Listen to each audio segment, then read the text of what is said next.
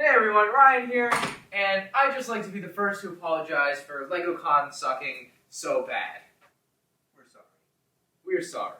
It wasn't as good as we wanted it to be, and that's okay, because they still revealed some cool sets like the classic spaceship and the castle. Anyway, seriously, I'm here today to talk about the two new LEGO Star Wars sets revealed at LegoCon, the ATTE and CAD BANE'S JUSTIFIER. They're awesome! So we'll start with the Justifier. It's from the Bad Batch. It includes 1,022 pieces and costs $170.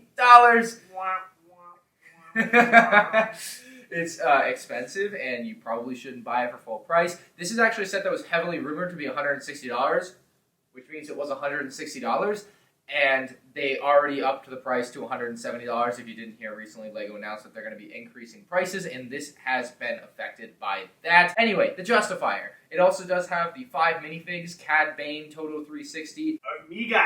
Then we have Hunter and Fennec Shan, both returning from previous sets. So 3 brand new characters in this set is pretty cool. I think the CAD Bane looks fantastic specifically, and it's going to be a big driving force for people going up to spend $170 on this. Although I did see a mock-up, and CAD Bane could definitely make his way up into a microfighter. Like this ship could be a microfighter very easily, and LEGO should do that because this is ridiculous. $170 for the only available CAD Bane figure. Yikes. They did a great job with the shaping of this, honestly. Like, I really love the way the cockpit looks. They've got some really great sticker detailing on that. Just generally everything looks pretty good around there. Maybe a bit much stickering, but like for my taste, I think it's fine. I think the interior bits, while we don't have some great pictures of them, we can still get a little bit of a good idea. So we have the cockpit area for CAD Bane, where there's a thermal detonator, and it looks like a lightsaber hilt and a bucket, like just some small storage things behind CAD Bane there. And then we actually have a little jail cell for Omega!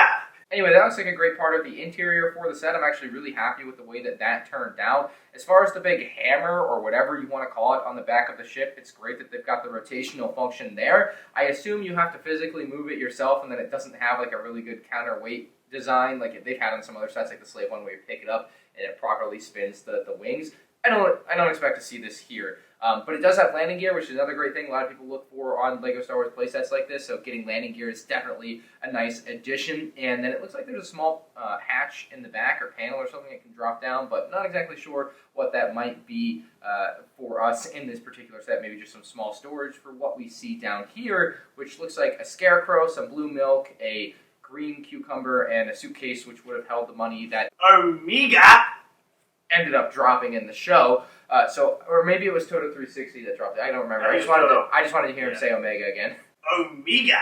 So generally, this set is really good. I think they really nailed the box art and the whole look for the ship. I think it's interesting that they went with a predominantly dark gray and black build. Just in my mind, I was expecting light gray and dark gray as the two colors, but dark gray and black I think will create a very interesting and unique look for it. So very exciting set, although a lot of people are going to be calling this one overpriced due to the piece count, even though the footprint of the ship looks to be very large, although I won't argue with you. It's overpriced. How much so? That's going to be up to you. And only 5 figures. And then, of course, the next set here is the ATTE, a set that I obviously believe is the direct result of fan demand, and specifically, of course, the Phase 2 CODY minifigure. I think the figure I don't really have many bad things to say about it. I think Phase 2 CODY specifically in this set is a great figure. Like, other than maybe the lack of a physical jetpack, definitely would have been nice, but certainly not something I suppose many people, if anyone, actually expected. Do you want to just zoom in on him and he can say Omega? I don't know what other use we have for you at this point. Omega! I suppose I jumped in a little bit too quick. The CODY's nice.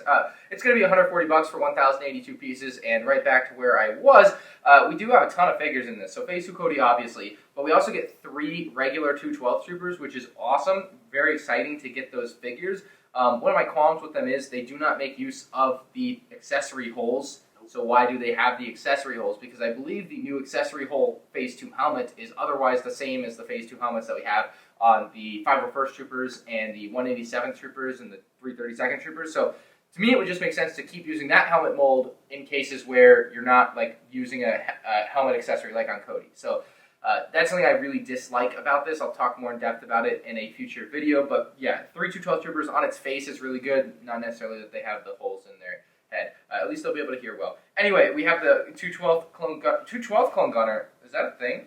It looks like the same one that was also...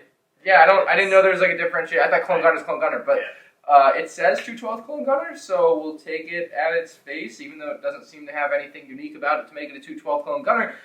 Looks good again. Maybe the white hips a little off-putting because they gave hip printing to all the other clones, which is great. It's nice to see some hip printing there because that white spot was looking a little bit bland on the figures, and so yeah, just missing here though, unfortunately. And then to round out the set, 3 regular battle droids. Yes! And Yes! yeah, I mean, these types of sets, like, they include battle droids so much like this. That's why we don't have a battle droid battle pack. But super battle droids and Magna Guards, both were on Utapau. Could have made their way into the set. Not here. You know, we get battle droids in a lot of sets with clones. I just would have maybe wanted to see something more there. I feel like I maybe I'm coming off too negative. I'm just looking for ways this set could have been improved, really. But it's otherwise, I mean, I really think it's a great set. Speaking of things that are great about it, it does include a pointy shooter spider droid, right? Pointy droid, is that what they said, Leocon? So personal. Cool. We're human, too. Yeah. That was actually good. Anyway, the spider droid, without a stud shooter, I don't know why it's a spider droid and not a crab droid. I am beyond myself on that one. That'll be a big point of my upcoming video, but it's a nice spider droid. It just doesn't belong here. So, yeah, question mark.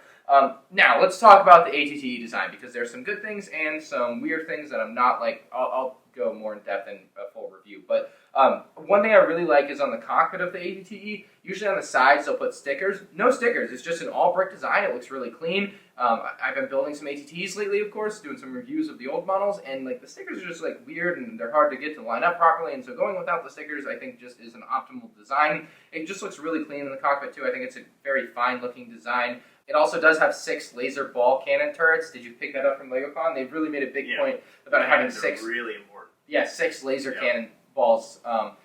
The ATTE has never had that before, so this was really important for them to make a point. And these rotate. They do rotate. Yeah. The cannon on top looks to be a really good design. Very long cannon, maybe longer than any of the ones on the other sets. It's where the clone gunner resides, and there are some stud shooters on top, the kind of slicer stud shooters or frisbee stud shooters, however you want to call it, on top. They look fine, I guess. And then there's a handle on this ATTE. Did you know there's a handle? There's a handle. Yeah. Pick it up. It was another weird thing about LegoCon. They made this set has a handle. And I'm like, it's like showing off a new iPhone and being like, look, we have a lock button. Like, okay. Yes? I don't know. They didn't even show Cody. They didn't even talk about Cody, but they talked about the set having a handle. And also the spider droid. And also they talked about the spider droid. Okay, so the ATTE looks like it skipped leg day. I'm just going to put it out there. If I had to describe it like the best possible way, you're not that bad. The best possible way, the ATTE looks like it skipped leg day.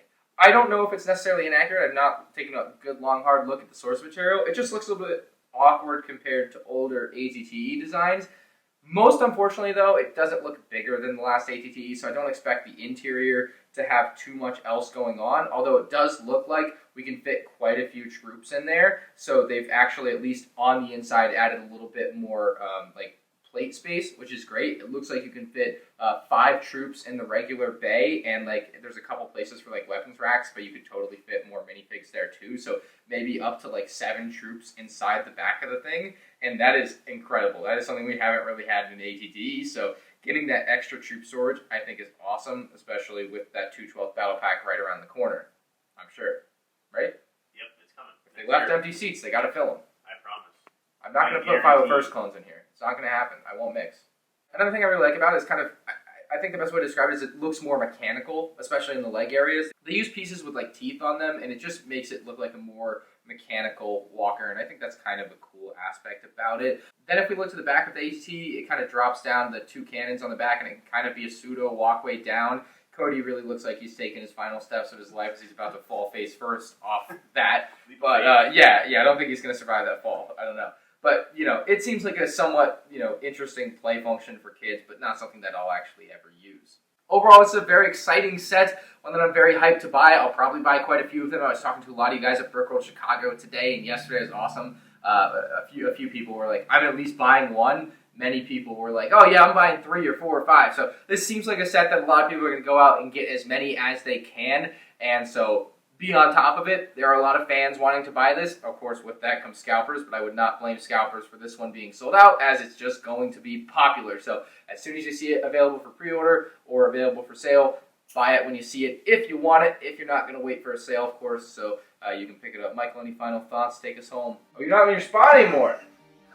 I've been behind you the whole time. Buy the set. It's great. 10 out of 10. Omega. Omega!